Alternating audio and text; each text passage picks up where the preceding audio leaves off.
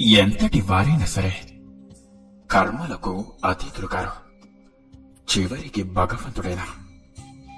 గుర్తుంచుకోండి, మెడ దొరికే వరకు తలను నిమురుతూనే ఉంటుంది ఈ సమాజం. జాగ్రత్తగా ఉండండి. బాల్యాన్ని దాటక ముందు అర్థం కాదు జీవితం పద్మవ్యూహంలోకి ప్రవేశిస్తుందని. అవునా? చెప్పుడు మాటలు ఎప్పుడూ కూడా 2 సార్లు వినాలి. మొదటిది ఏం చెప్పారు అని, రెండవది ఎవరు చెప్పారు అన్నది. గుర్తుంచుకోండి, ఏం చెప్పారు అన్నది మాత్రమే కాదు, ఎవరు చెప్పారు అన్నది కూడా ఎంతో ముఖ్యం. అర్థమైందనుకుంటా. ఆపద వచ్చే వరకే బంధాలు అందమైనవి. నేటి బంధాలు ఎలా ఉన్నాయి అంటే, నువ్వు నన్ను ఏం సహాయం అడగను అంటే నువ్వే నా ప్రాణ స్నేహితుడివి. అర్థమైందనుకుంటా. ఆస్తి ఉన్నప్పుడు ఆప్తుడివే, ఆపదలో ఉన్నప్పుడు అనాథవే. అవునా? ఎదిగే వరకు మౌనమే మంచిది. నీకు కోపం వస్తే యుద్ధం జరగాలి, గొడవ కదా. అంతలా ఎదగాలి నువ్వు.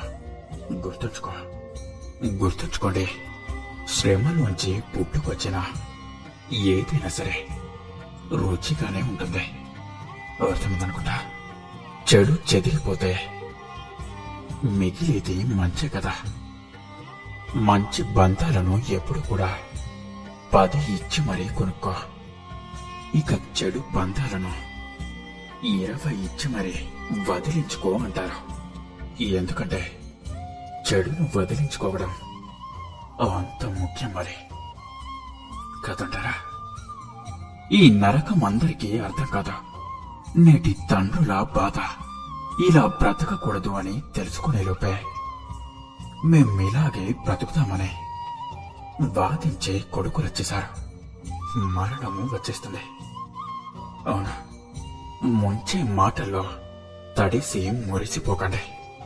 ముంచే ముందు అందరూ చెప్పే మాట, నిన్ను మించినోడు మరొకడు లేడు అని కదంటారా? అందమైన ఆనందాలను సంపాదించుకోవడం మర్చిపోకండి. బాల్యాన్ని పద్ధతి లేకుండా ఖర్చు చేసి తిరిగి ఇమ్మని కాలం కాలు పట్టుకుంటే ఏం లాభం? కనీసం యవ్వనాన్నైనా బాధ్యతగా ఖర్చు పెట్టండి. వృద్ధాప్యమైన ఆనందంగా అనుభవించగలుగుతారు. అర్థమైందనుకుంటా. విలువైనవి వదులుకోకూడదని గట్టిగా చెప్పండి. సులభంగా మిమ్మల్ని వదులుకున్న వాళ్ళకి చూపించండి మిమ్మల్ని పొందడం ఎంత కష్టమో, పొందితే ఎంత ఆనందమో. కొన్ని ఇంట్లోనే గెలవాలి, బయట కాదు. ఎంట గెలిచి రచ్చ గెలవ. బ్రతకడంలో ఎంట గెలిస్తే రచ్చ గెలవాల్సిన అవసరం ఉండదు. అర్థమైందనుకుంటా. కాలం మీరు కలిసే వ్యక్తులను నిర్ణయిస్తుంది. హృదయం మీరు కోరే వ్యక్తులను నిర్ణయిస్తుంది. కానీ మీ ప్రవర్తన మీతో ఉండేవారిని నిర్ణయిస్తుంది. ప్రపంచంలోనే అందమైన వారిని మీరు ఎంచుకోకండి. మీ ప్రపంచాన్ని అందంగా మార్చేవారిని ఎంచుకోండి. అర్థమైందనుకుంటా. ఎవరు వస్తారో ఏదో చేస్తారని ఎదురు చూడక. నీకోసం ఎవ్వరూ రారు, ఏది చెయ్యరు. నీకోసం నువ్వనుకున్నది నువ్వే చెయ్యాలి. అది ప్రయత్నమైనా పోరాటమైనా ధైర్యంగా ముందుకు వెళ్ళండి. విశ్వాసాన్ని ఎప్పుడు కూడా కోల్పోవద్దు. జీవితంలో సంతోషంగా ఉండాలి అంటే మతిమరుపు అనేది ఎంతో అవసరం కదంటారా? ఓర్పు అనేది నీకు వేపలా చేదుగా ఉన్నా దాని యొక్క ఫలితం మాత్రం చెరుకులా తీయగా ఉంటుంది. గుర్తుంచుకోండి. మనస్సును స్థిరంగా ఉంచుకోండి. మనస్సు అనేది ఒక సరస్సు లాంటిది. అందులో పడి ప్రతి రాయి కూడా అలలను రేపుతుంది. ఇక ఈ అలలు మన ప్రతిబింబమేమిటో మనకు కనపడనివ్వవు. అర్థమైందనుకుంటా. పురుషుల్లో ఈ 5 లక్షణాలుంటే స్త్రీలు వారిని ఎప్పటికీ వదులుకోరు. మొదటిది భాగస్వామి యొక్క వ్యక్తిగత విషయాలను రహస్యంగా ఉంచే మగవారిని స్త్రీలు అమితంగా ఇష్టపడతారు. రెండవది, స్త్రీలకు స్వేచ్ఛనిచ్చే పురుషులను వారెంతో గౌరవిస్తారు. మూడవది, అహంకార దృష్టి లేని పురుషులను వారు ఎక్కువగా ప్రేమిస్తారు. నాలుగవది, స్త్రీలను గౌరవించే పురుషులతో కలిసి జీవించేందుకు స్త్రీలు ఎంతో ఆసక్తి చూపుతారు. ఇక ఐదవది, నిజాయితీ గల పురుషులను వారు ఎప్పటికీ వదులుకోరు. గుర్తుంచుకోండి, మాట చిన్నదైనా మనసును గాయపరుస్తుంది. అబద్ధం చిన్నదైనా అనుబంధాలను తెంచివేస్తుంది. అపార్థం చిన్నదైనా మంచి స్నేహాన్ని విడగొడుతుంది. రంధ్రం చిన్నదైనా ఎంతో పెద్ద ఓడను ముంచివేస్తుంది. అర్థమైందనుకుంటా. దానం ఇచ్చేవారి కన్నా ధైర్యం ఇచ్చేవారే గొప్పవారు.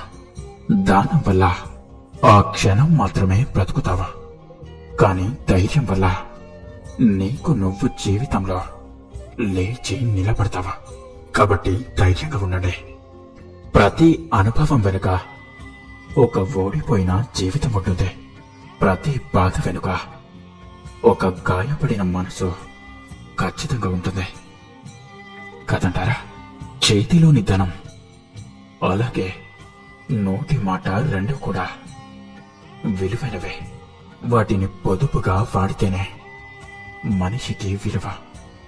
గుర్తుంచుకోండి, నీకు 100 బంధాలు ఉండవచ్చా, కానీ నీకు కష్టం వచ్చినప్పుడే తెలుస్తుంది ఆ 100లో ఎన్ని బంధాలు నిజమన్నది. ఎంత అర్థం చేసుకున్నా, ఎన్ని సంవత్సరాల పరిచయం ఉన్నా ఏవో కొన్ని సందేహాలు, గందరగోళాలు మనసులో మిగిలి ఉంటాయి. అవునా? క్షమాపణ చెప్పడం చాలా ముఖ్యం, కానీ అదే తప్పు మళ్ళీ మళ్ళీ చేయకపోవడం ఇంకా ముఖ్యం కదంటారా. తప్పు చేసినప్పుడు క్షమాపణ చెప్తే మీ కిరీటమేమీ కింద పడిపోదు. ఒక్కసారి క్షమాపణ అడిగి బంధాలను నిలబెట్టుకోండి. ఏ బంధంలోనైనా చిన్న చిన్న తగాదాలు, గొడవలు సహజమే. స్నేహితులు, బంధువులు, భార్యాభర్తలు, తల్లి కొడుకులు, ఎవరి మధ్య అయినా గొడవలు వస్తూనే ఉంటాయి. అలాంటి వారిని క్షమాపణ అడిగి తిరిగి అనుబంధాలను కలుపుకోవాలి తప్ప విడగొట్టుకోకూడదు. చాలా మందికి కాస్త గర్వం ఉంటుంది. తప్పు తమదైనా కూడా తలొంచేందుకు ఇష్టపడరు. పైగా దాన్ని ఆత్మవిశ్వాసం, ఆత్మ గౌరవం అని చెప్పుకుంటూ ఉంటారు. ఆత్మ గౌరవం, ఆత్మ విశ్వాసం అంటే తప్పు చేశాక కూడా తప్పు నాది కాదు అని వాదించడం కదా. తప్పుని ఒప్పుకొని బంధాలు తెగిపోకుండా కాపాడుకోవడం. గుర్తుంచుకోండి, ఎవరైనా నీ దగ్గర ఏముందని హేళన చేస్తే గెలిచే వరకు ప్రయత్నించే ఓపిక ఉందని చెప్పు. సాధించే వరకు వదిలిపెట్టే ప్రసక్తే లేదని చెప్పు. చేజారిపోయిన దాని గురించి ఎప్పుడూ కూడా బాధపడనని చెప్పు. చేసే పనిని వాయిదా వెయ్యనని చెప్పు. అవకాశాన్ని సృష్టించుకుంటాను అని చెప్పు. నీలా వెనక్కి లాగే వాళ్ళ మాటలో అస్సలు పట్టించుకోనని చెప్పు. ఎప్పుడు పక్కవారి పనిలో వేలు పెట్టనని చెప్పు. చివరిలో ఎవడి పనివాడో చూసుకుంటే మంచిదని చెప్పు. అర్థమైందనుకుంటా. ఈ ప్రపంచంలో లోపాలు లేని మనిషి ఉండడు, అలాగే లోటు లేని జీవితము ఉండదు. వీలైతే మార్చుకోవాలి, లేదంటే అలవాటు చేసుకోవాలి. అర్థమైందనుకుంటా. భగవంతుణ్ణి మనం నిజంగా కోరుకోవాల్సిందే 3 వారాలే. తిన్నది అరగాలని, పడుకోగానే నిద్ర రావాలని, ప్రాణం హాయిగా పోవాలని. గుర్తుంచుకోండి, నువ్వు 100 మాటలు మంచిగా మాట్లాడి చివర్లో ఒక్క మాట తప్పుగా దొర్లినా ఆ తప్పు చెడుగా మారే నువ్వు మాట్లాడిన 100 మాటల యొక్క మంచితనాన్ని గ్రహించక చెడుగానే చిత్రీకరించబడతావా? కాబట్టి నోరు అదుపులో ఉండాలి, మాట పొదుపుగా ఉండాలి. నీ చెయ్యి పట్టుకొని ఒక స్త్రీ నీ ఇంట్లో అడుగు పెట్టినప్పుడు భర్తగా నువ్వు తనని గౌరవించి ప్రేమగా చూసుకుంటున్నప్పుడే ఇంట్లో మిగతా వాళ్ళు కూడా తనకి ఆ గౌరవాన్ని, ప్రేమని పంచుతారు. నిన్ను నమ్మి వచ్చిన ఆడపిల్లకు నువ్వే విలువ ఇవ్వకపోతే వేరొకరు ఎలా ఇస్తారు? మీరే ఆలోచించండి. ఇస్తున్నారు కదా అని ప్రతిదీ కూడా అరువు తీసుకుంటూ పోతే రేపు బరువుగా మారి తరువాత బజారులో పరువు పోతుంది. అందుకే ఆడంబరాలకు పోకుండా ఉన్న దాంట్లోనే ఆనందాన్ని వెతుక్కోవాలి. అర్థమైందనుకుంటా.